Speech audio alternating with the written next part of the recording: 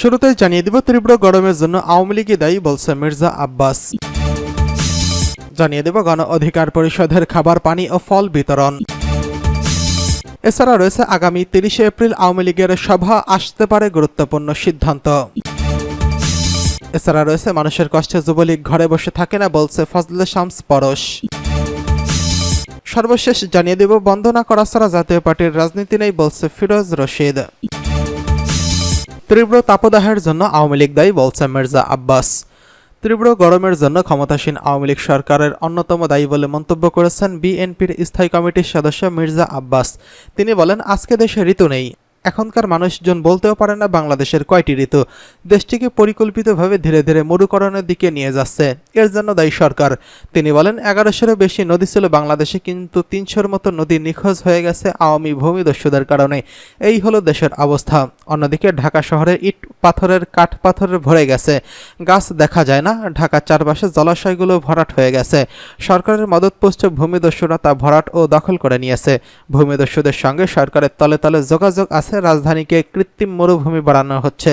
রাজধানীতে তীব্র গরমে সাধারণ মানুষের মাঝে বোতলবাদ সুপেয় পানি, স্যালাইন ও হিটস্ট্রোক থেকে বাঁচতে সচেতনতামূলক লিফলেট বিতরণ কর্মসূচি উদ্বোধনকালে প্রধান অতিথির বক্তব্যে মির্জা আব্বাস এসব কথা বলেন। জিয়াউর রহমান ফাউন্ডেশন এই কর্মসূচির আয়োজন করে। পরে সংগঠনের নেতৃবৃন্দ গরিব ও সাধারণ মানুষের মাঝে উক্ত সামগ্রী বিতরণ করেন। ZRF এর নির্বাহী পরিচালক অধ্যাপক ডক্টর ফরহাদ হালিম ডোনারের সভাপতিত্বে ও ড্যাবের সিনিয়র যুগ্ম মহাসচিব ডক্টর মেহেদী হাসানের সঞ্চালনায় অনুষ্ঠানে আরও বক্তব্য দেন বিএনপির সিনিয়র যুগ্ম মহাসচিব রুহুল কবির রিজভী, শিক্ষা বিষয়ক সম্পাদক অধ্যাপক ডক্টর ABM ওবায়দুর রহমান, ঢাকা বিশ্ববিদ্যালয় সাদা দলের আহ্বায়ক লুৎফুর রহমান, ছাত্র দলের সভাপতি রাকিবুল ইসলাম রাকিব প্রমুখ। অনুষ্ঠানে সার্বিক তত্ত্বাবধানে ছিলেন ZRF এর কার্যনির্বাহী কমিটির সদস্য ডক্টর মোর্শেদ হাসান খান। এ সময় মৎস্যজীবী দলের সদস্য সচিব মোহাম্মদ আব্দুর রহিম, স্বেচ্ছাসেবক দলের 1 নং সহসভাপতি ফখরুল ইসলাম রবিন, ZRF এর ডক্টর S হায়দার পারভেজ, প্রকৌশলী মাহবুব আলম, প্রকৌশলী KM আসাদুজ্জামান চুন্নু, প্রকৌশলী আইয়ুব হোসেন মুকুল, প্রকৌশলী আরিফ হোসেন রচি, অধ্যাপক ডক্টর আব্দুল করিম, মিসেস শামিমা রহিম এবং ডক্টর SM রাকিবুল ইসলাম আকাশ এবং তানজিম রুবাইয়াত আফিফ প্রমুখ। মির্জা আব্বাস বলেন, দেশে প্রচণ্ড গরম বৃদ্ধি পেয়েছে। প্রতিদিন হিট স্ট্রোকে মানুষ কোথাও না কোথাও মারা যাচ্ছে। ঢাকা শহরও এর ব্যতিক্রম নয়। এই অবস্থা থেকে বাংলাদেশের অতীতে ছিল না।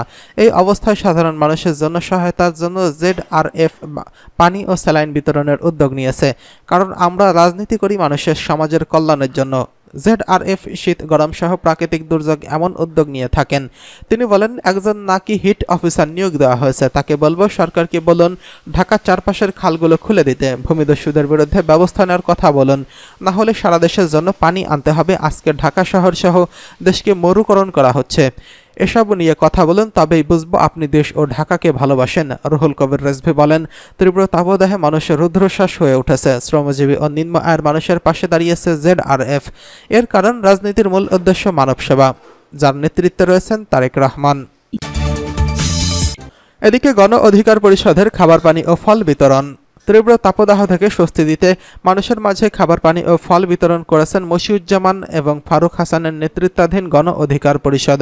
বৃহস্পতিবার 25 এপ্রিল বিকেলে পুরানা পল্টন কালভার্ট রোডে জামান টাওয়ারের সামনে গরমের স্বস্তিদায়ক এসব খাদ্য সামগ্রী বিতরণ করা হয়। তারেক রহমানের সার্বিক তত্ত্বাবধানে গণ অধিকার পরিষদের একাংশের আহ্বায়ক কর্নেল অবসর মিয়া মশিউজ্জামান কর্মসূচির উদ্বোধন করেন। এ সময় গণ অধিকার পরিষদ এই অংশের সদস্য সচিব ফারুক হাসান বলেন, সারা দেশে তীব্র তাপদাহ চলছে, মানুষের জীবন প্রায় যায় যায় অবস্থা। তীব্র গরমের মধ্যে মানুষ গণ অধিকার পরিষদের সাধারণ পথচারীদের মাঝে খাবার পানি ও ফল বিতরণ করছে। তিনি আরও বলেন, গণ অধিকার পরিষদ শুধু রাজপথের রাজনৈতিক কর্মসূচির মধ্যে সীমাবদ্ধ নয়, সামাজিক ও মানবিক কার্যক্রমের মধ্যেও জনগণের পাশে আছি এবং থাকব। আগামী 30 এপ্রিল আওয়ামী লীগের সভা, আসতে পারে গুরুত্বপূর্ণ সিদ্ধান্ত। আওয়ামী লীগের কার্যনির্বাহী পরিষদের সভা আগামী 30 এপ্রিল। এই সভার দিকে নজর রয়েছে সবার। এতে গুরুত্বপূর্ণ কিছু সিদ্ধান্ত আসতে পারে। বিশেষ করে উপজেলা পরিষদ নির্বাচনে দলীয় নির্দেশনা অমান্য করে যেসব এমপি মন্ত্রী স্বজনরা অংশ নিয়েছেন তাদের বিরুদ্ধে সিদ্ধান্ত আসতে পারে। এছাড়া সাংগঠনিক বেশ কিছু বিষয় চমকপ্রদ সিদ্ধান্ত আসতে পারে। দলীয় সূত্রে জানা গেছে এসব তথ্য। দলীয় সূত্রে জানা যায় এবারে সভায় 16টি এজেন্ডা রেখেছে আওয়ামী লীগ। এর মধ্যে বেশ কয়েকটি দিবসকেন্দ্রিক কর্মসূচি মূলত সভায় গুরুত্ব পাবে সমসাময়িক জাতীয় ও আন্তর্জাতিক রাজনীতি, সাংগঠনিক ও বিভেদ। জানা যায় আওয়ামী লীগের কঠোর নির্দেশনার পর আওয়ামী লীগের এমপি মন্ত্রীদের স্বজনদের প্রায় সবাই উপজেলার ভোটের মাঠে রয়ে গেছেন। এছাড়া পরবর্তী ধাপের নির্বাচনগুলোয় মাঠে রয়েছেন আরও অনেকেই। এমপি মন্ত্রী ও তাদের স্বজনরা নানা যুক্তি সামনে আনছেন, এতে বিব্রত ও ক্ষুব্ধ আওয়ামী লীগের দায়িত্বপ্রাপ্ত নেতারা। নির্দেশনা অমান্য করা এমপি মন্ত্রী এবং তাদের স্বজনদের তালিকা করছেন তারা। কার্যনির্বাহী সদস্যের সভায় সাংগঠনিক সম্পাদকরা রিপোর্টে এই তালিকা তুলে ধরবেন দলীয় সভাপতি প্রধানমন্ত্রী শেখ হাসিনার কাছে।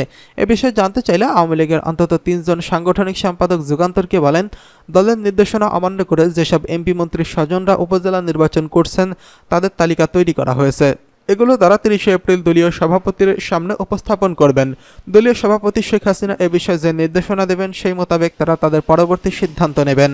দলীয় সূত্রে জানিয়েছে মন্ত্রী ও সংসদ সদস্যদের বিষয়ে দলীয় সিদ্ধান্ত উপজেলা পরিষদ নির্বাচনে 4 পর্বের জন্যই প্রযোজ্য হবে। তবে এমপিদের বিরুদ্ধে কী ধরনের ব্যবস্থা এবং তাদের স্বজনদের বিরুদ্ধে কী ধরনের ব্যবস্থা নেওয়া হবে তা এখনও পরিষ্কার করা হয়নি দায়িত্বপ্রাপ্তদের তরফ থেকে।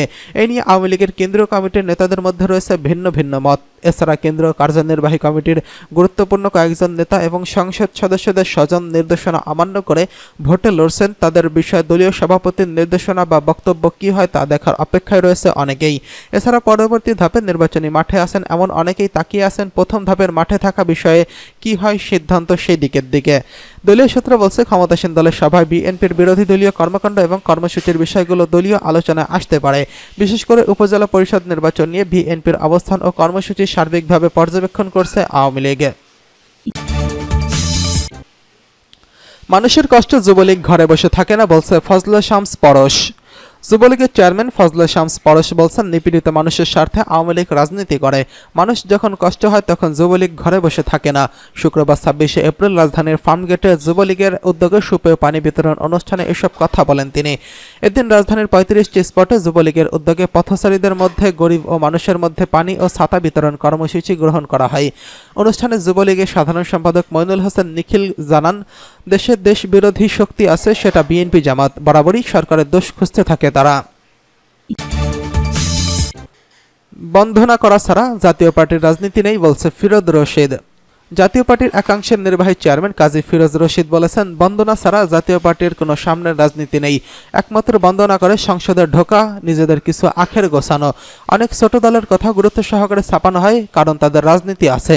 এজন্য জনগণ তাদের উপর মুখ ফিরিয়ে নিচ্ছে। শুক্রবার 26 এপ্রিল সকালে রাজধানীর একটি হোটেলে আয়োজিত সংবাদ সম্মেলনে এসব কথা বলেন তিনি বলেন, আগামীতে বড় রাজনৈতিক দলের বাইরে কেউ টিকতে পারবে না, স্বাধীনভাবে রাজনীতি করার কোনো সুযোগ থাকবে না। একটি দল ছাড়া অন্য দলের অস্তিত্ব টিকিয়ে রাখা কঠিন। এ সময় জাতীয় পার্টির নেতা সৈয়দ আবু হোসেন বাবলা বলেন, আমরাই মূল স্রোত, দেখতে থাকুন, অচিরেই বুঝতে পারবেন লাঙ্গলকার। রওশন এরশাদের নেতৃত্বে আমরা আমাদের লক্ষ্যে পৌঁছাবো। এ সময় জাপার মহাসচিব কাজী মামুনুর রশিদ এবং পার্টির সিনিয়র নেতারা উপস্থিত ছিলেন।